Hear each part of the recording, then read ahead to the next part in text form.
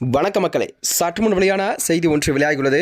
உன் வாய் உன் உருட்டு, அதிமுக மேல தப்புதான், சசிகலாவின் பரபரப்பு பிரஸ் மீட்டாம். வாங்க வீடியோவை முழுமையாக காணலாம். அதாவது பணி நிரந்தரம் உள்ளிட்ட கோரிக்கைகளை வலியுறுத்தி தான் 13 நாட்களாக தூய்மை பணியாளர்கள் போராட்டம் ஒன்றை நடத்தினார்களாம். தூய்மை பணியாளர்களின் போராட்டத்தால் பொதுமக்களுக்கு இடையூறு இருப்பதாகவும் சென்னை உயர்நீதிமன்றத்தில் வழக்கும் தொடரப்பட்டதாம். அந்த வழக்கை தொடர்ந்துதான் அனுமதி பெறாமல் போராட்டம் நடத்தி வருவதாக கூறப்பட்ட நிலையில் தொடர்ந்து அவர்களை எல்லாம் அப்புறப்படுத்தி உயர்நீதிமன்றமானது உத்தரவிட்டை தொடர்ந்ததாம். அனைவருமே கைது செய்யப்பட்டு விடுவிக்கப்பட்டனர்.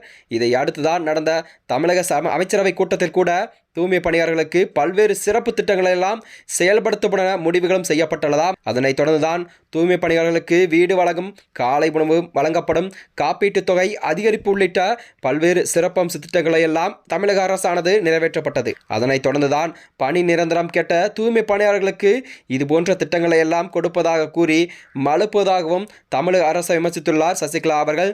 அது மட்டுமின்றி பணி நிரந்தரம் செய்யப்படும் வரை தாங்கள் ஓய மாட்டோம் என்று தூய்மை பணியாளர்கள் எல்லாம் திட்டவட்டமாக தெரிவித்து வந்த நிலையில்தான் இந்த நிலையில் சசிகலா அவர்கள் செய்தியாளர் சந்தித்தாராம். அப்போது தூய்மை பணியாளர்கள் பிரச்சனையை சுட்டிக்காட்டிய அவர் அதிமுக ஆட்சி காலத்தில் 10 மண்டலங்களை தனியாருக்கு ஒப்படைத்து தொடர்பான கேள்விகளுக்கெல்லாம் அவர் பதிலளித்தார் என்று கூறலாம். அப்போது அதிமுக மீது தவறாக இருப்பதாக தெரிவித்தார். யார் செய்திருந்தாலும் தவறுதான் என்று சுட்டிக்காட்டியுள்ளார்.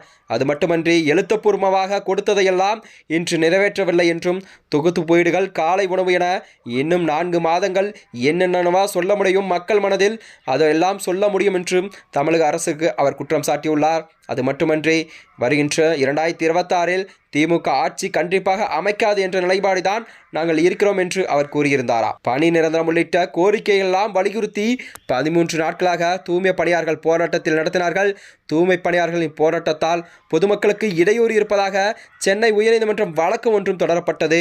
அனுமதி பெறாமல் எந்த ஒரு போராட்டமும் மக்கள் நடத்தப்படக்கூடாது என்று சென்னை உயர்நீதிமன்றம் தொடர்ந்த வழக்கின் காரணமாகவே அவர்களை எல்லாம் கைது செய்து பின்னர் விடுவிக்கப்பட்ட நிலையில்தான் செய்திகள் வெளிவந்தன. அது மட்டுமன்றி அனைவருமே கைது செய்யப்பட்டு விடுவிக்கப்பட்டார். இதை அடுத்துதான் நடந்த தமிழக அமைச்சரவை கூட்டத்தில் கூட அவர்களுக்கு, அதாவது தூய்மை பணியாளர்களுக்கு நிறைய சிறப்பு அம்ச திட்டங்களை எல்லாம் தமிழக அரசு அறிவிக்கப்பட்டது என்றும் செய்திகள் வெளிவந்தன.